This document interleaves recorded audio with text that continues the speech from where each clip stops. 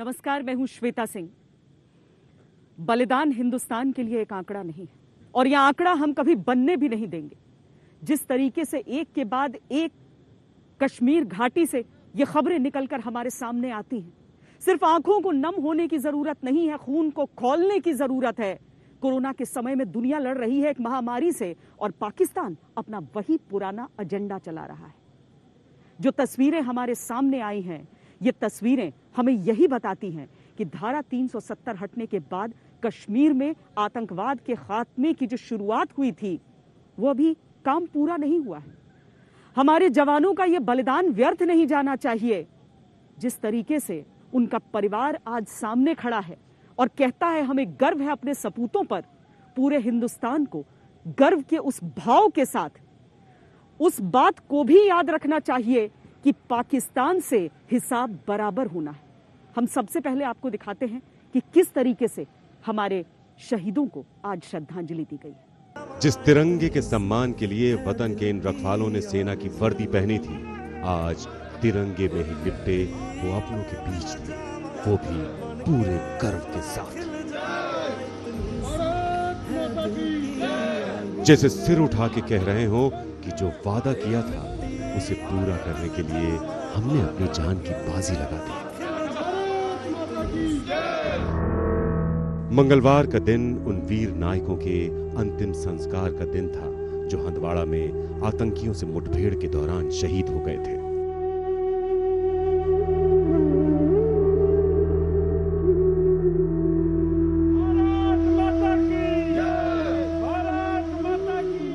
जयपुर में कर्नल आशुतोष शर्मा की वीरता के जय जयकारे लग रहे थे। पूरा शहर जैसे अपनी श्रद्धांजलि अर्पित कर देना चाहता था।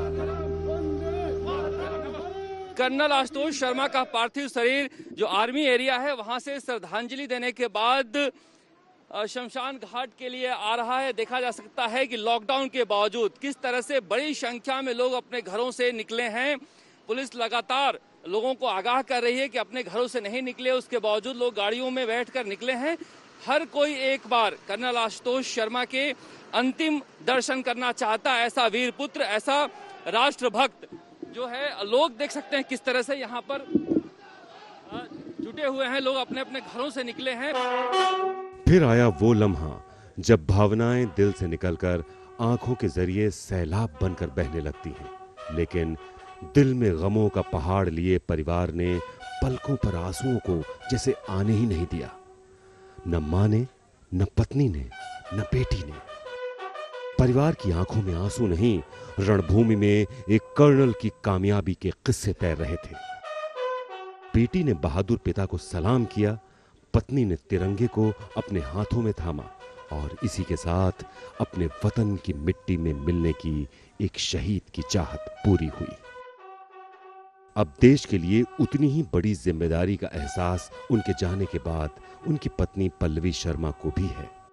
बिल्कुल, मेरे पास बहुत बड़ी जिम्मेवारी है। अपना परिवार ही नहीं, सिर्फ अपनी बेटी ही नहीं, सिर्फ मेरे पास तो उस 21 RR की भी जिम्मेवारी है और जिसमें 4 जवान 5 शहीद हुए हैं।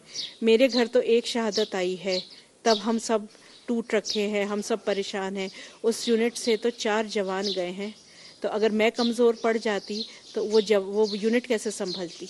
भारतीय सेना में बलिदानी योद्धाओं की पत्नियों को वीर नारी कहकर संबोधित किया जाता है और इसकी एक बहुत बड़ी वजह है, वो ये कि जिस शौर्य की परंपरा में भारतीय सेना अपने सैनिकों को, अपने अफसरों को ढालती है, लगभग वैसी ही परंपरा आपको इनके परिवारों में भी नजर आएगी, जो अपने जीवन की सबसे अनमोल व्यक्ति को खोने के बावजूद यही कहते हैं हमें गर्व है वो देश के काम आए।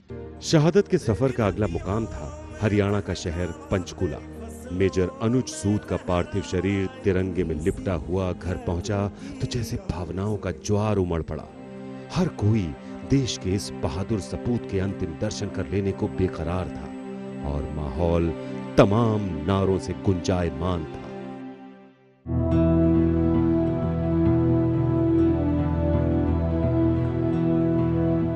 पहले परिवार वालों और दोस्तों ने अपने चहेते को श्रद्धांजलि दी, फिर सेना ने अपनी परंपरा के अनुसार अपने बहादुर अफसर को विदा किया। उधर मानसा का गांव राजराना राजेश कुमार अमर रहे के नारों से गूंज रहा था। 4 भाई बहनों के परिवार में सबसे छोटे 29 साल के राजेश कुमार साल 2010 में 21वीं राष्ट्रीय राइफल में भर्ती हुए थे। उनके अंतिम संस्कार में पूरा गांव उमड़ पड़ा। पंजाब सरकार ने परिवार को 10 लाख रुपए और एक सदस्य को नौकरी देने का ऐलान किया है। शहीदां दी जिहड़ी शहादत है ਉਹਦੀ कोई किसी क्रांति च कोई मुੱਲ नहीं पाया जा सकता ਉਹਦਾ। सो ये शहादत जिहड़ी है शहीद अमर हुंदे ने। नायक राजेश कुमार ने जो शहादत दी है बड़ी लाशानी शहादत है। बड़े सूरवीर योद्धे यह जी अंतिम विदायगी लंदे ने। मैनू दुख भी है ते मैनू मान भी है।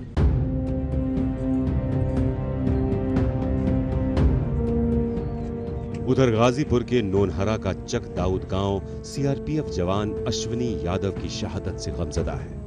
उनके घर पर पत्नी, 2 बच्चे, 2 भाई हैं और मिलने वालों का तांता लगा हुआ है।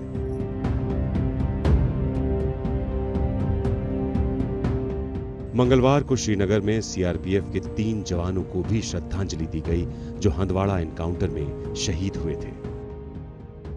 हम अपने शहीद जवानों को श्रद्धांजलि पेश करते हैं अपने सब फोर्सेस की तरफ से, पुलिस की तरफ से। और हम लोग आने वाले वक्त में जैसा पहले देख रहे हैं जहां पर सुरक्षा का जो इंतजाम है उनके ऊपर दिन ब दिन हर तरह की जो कड़ाई सख्ताई की जाती है और जो ऑपरेशन हैं वो चल रहे हैं, आइंदा भी उनके अंदर और तेजी लाई जाएगी।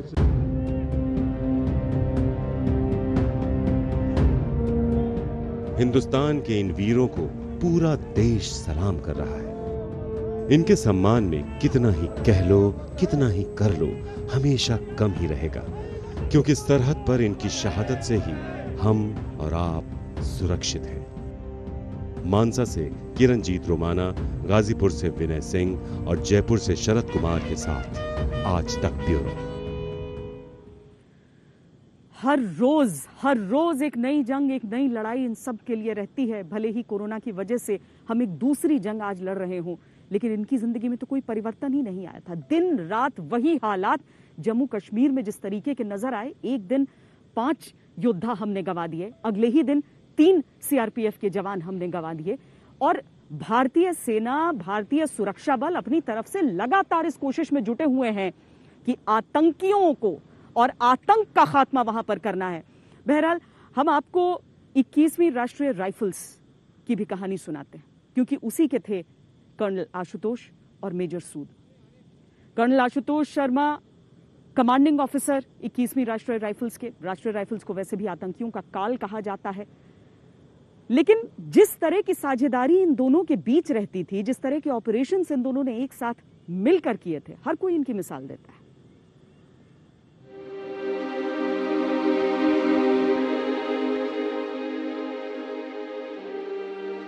वो साथ जिए,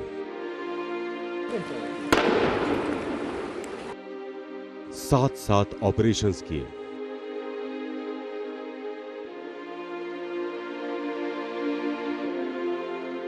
साथ शहीद हुए।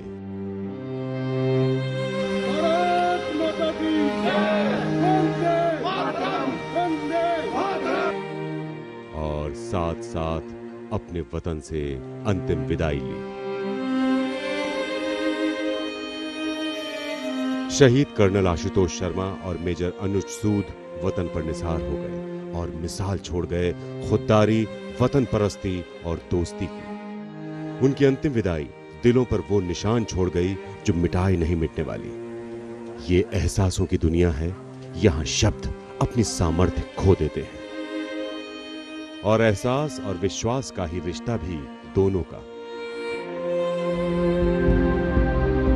दोस्ती ऐसी कि दुनिया दाद देती थी।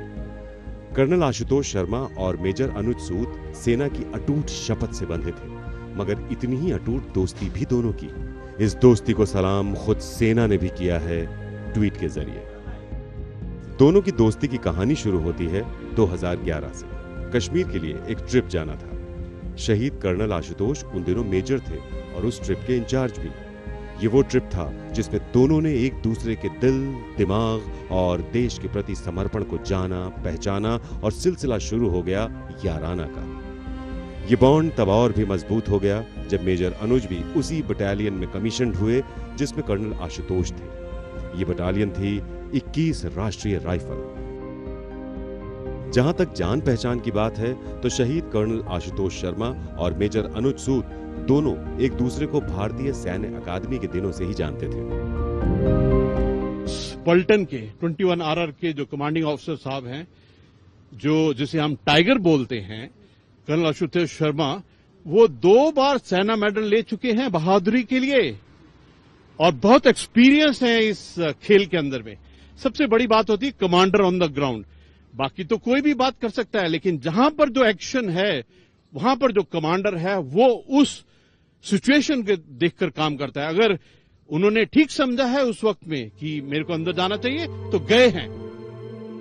दरअसल कर्नल आशुतोष थे ही इतने दिलेर कि एक बार भी उनसे मिलने के बाद उन्हें भूलना मुश्किल था, और यहाँ तो रोज का वास्ता था। सीनियर जूनियर की हायरार्की बरकरार रखने की जगह वो टीम बॉन्डिंग में यकीन रखते थे।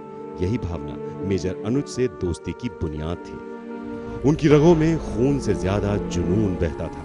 जुनून देश के दुश्मनों का दम निकाल देने का था तो अपने अपनों को आगे बढ़ाने और जोश भरने का भी था। वो हर किसी की बेहद कद्र करते थे।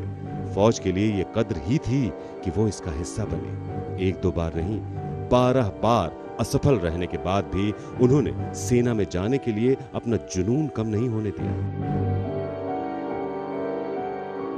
2016 में जब उड़ी में सेना के ब्रिगेड पर आतंकी हमला हुआ था तो उसका बदला भारतीय सेना ने पाकिस्तान जाकर सर्जिकल स्ट्राइक करके लिया था। 2019 में सीआरपीएफ पर कई सालों में सबसे बड़े आतंकी हमले का बदला वायुसेना ने बालाकोट जाकर वहां पर बमबारी करके लिया था।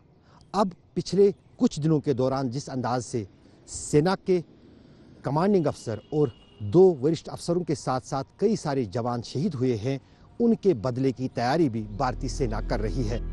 शहादत से पहले दोनों आतंकियों के लिए बड़ी शामत थे। दोनों ने मिलकर कई मिशन को अंजाम दिया और हर बार कामयाब रहे। अदम्य साहस और पराक्रम के लिए शहीद कर्नल आशुतोष शर्मा को साल 2019 में सेना मेडल से भी सम्मानित किया गया था। ये होती है हिम्मत। जब बात देश की होती है, जब बात कमिटमेंट की होती है, जब बात अपने कर्मों की होती है तो कुछ बीच में नहीं आता है।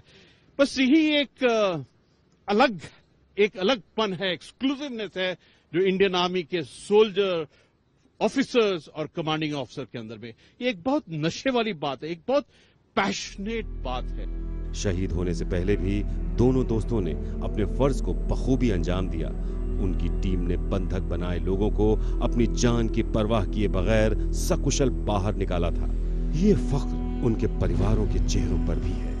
आंखें नम हैं, लेकिन माथा गर्व से ऊंचा। विडंबना देखिए कि मेजर अनुज की अभी शादी हुई थी।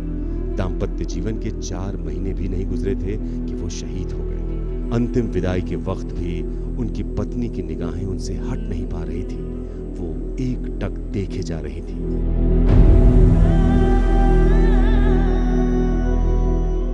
दुख की इस घड़ी में पूरा देश इन शहीद परिवारों के साथ है, मगर ये कर्नल आशुतोष शर्मा और अनुज सूद की दोस्ती है जो दोनों परिवारों को संबल देगी। दोस्ती की वजह से दोनों परिवार एक दूसरे से घुले मिले रहे हैं और दोनों एक ही तरह के दौर से गुजर रहे हैं। इन 2 दोस्तों की वीर गाथाएं ही दोनों परिवारों का बड़ा संबल बनेंगी। अशरफ वानी, श्रीनगर, आज तक।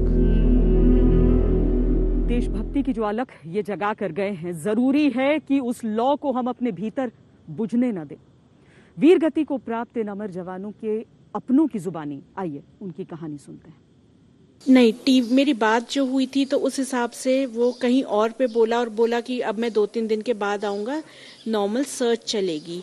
तो आई वॉज अंडर इम्प्रेशन कि ये जंगल में ही हैं, बट ये सब चीज़ शायद कहीं और हुई है, मुझे आइडिया नहीं, बिल्कुल भी नहीं। तो जाते थे तो एक बार बता के जाते थे, बट इस बार गए तो बता के भी नहीं गए। और मुझे क्योंकि न्यूज़ में, टीवी चैनल्स में सिर्फ कोरोना के अलावा कोई न्यूज़ नहीं थी, और ये ऑनलाइन जो भी सोशल मीडिया, ट्विटर वगैरह है, मैं उसमें एक्टिव नहीं थी हूँ, तो मुझे इस बारे में पता नहीं चला। बट फिर अराउंड मिडनाइट जो है, I started getting discomfort feeling, क्योंकि जो मैंने मैसेज किया था वो डिलीवर हो गया था, बट इट वाज लॉन्ग, जो पढ़ा नहीं था। तो यूजुअली ऐसा होता नहीं था। तो फिर मैंने कोशिश की कॉल करने की, तो फिर मुझे एक ऑफिसर को फिर मुझे लग गया उसके बाद कि things are not in our favour. आतंकवाद मेरे ख्याल से कोरोना से भी गंभीर महामारी है। हाँ, कोरोना एक ऐसी महामारी है जो हर जगह पहुंच गई है जहां पे आतंकवाद नहीं पहुंच पाता, बिकॉज ऑफ हमारी फोर्सेस की वजह से हम सेफ हैं घरों में। बट कोरोना वहाँ भी पहुंच जाता है, हर तरह के, हर छोटे बड़े इंसान पे उसका अटैक है। बट अगर आप मोर्टेलिटी रेट देखें तो मेरे ख्याल से आतंकवाद की मोर्टेलिटी रेट बहुत ज़्यादा है कोरोना से। इस आतंकवाद को खत्म करने का समय आ गया है। आतंकवाद एक ऐसा कांटा है जो जिसके चुभता है उसको समझ में आता है, उसको समझ में आता है। बाकी लोग उसको फील कर सकते हैं कि कितनी गहरा घाव हुआ होगा। क्यों ना ऐसा करें कि अब इस आतंकवाद को सारी पार्टियां सब मिलकर इसको ख़त्म करने की कोशिश करें। एक फाइनल कॉल इस तरह की लें जहां पे सब पार्टियों से ऊपर उठ के आएं और इस आतंकवाद को खत्म करें। रात 7:30 बजे फोन आया था, फिर उसके बाद हम इधर से किए, 8 बजे पता चला। किससे बात हुई थी? मेरे देवर जो है उनको बताया गया था। आपसे इसके पहले अंतिम बार उनसे कब बात हुई थी? कल शाम 5 बजे। क्या बोले थे वो? बोले थे ड्यूटी खत्म हो गई है, पहुंच के हम फोन कर रहे हैं। इसके पहले घर कब आए थे वो? जनवरी और फरवरी में 2 महीने की आए थे। 27 फरवरी को गए थे। जब वो आए थे तो फिर उसके बाद दोबारा आने के लिए कुछ कहा था या कुछ उनकी कुछ ख्वाहिश रही हो?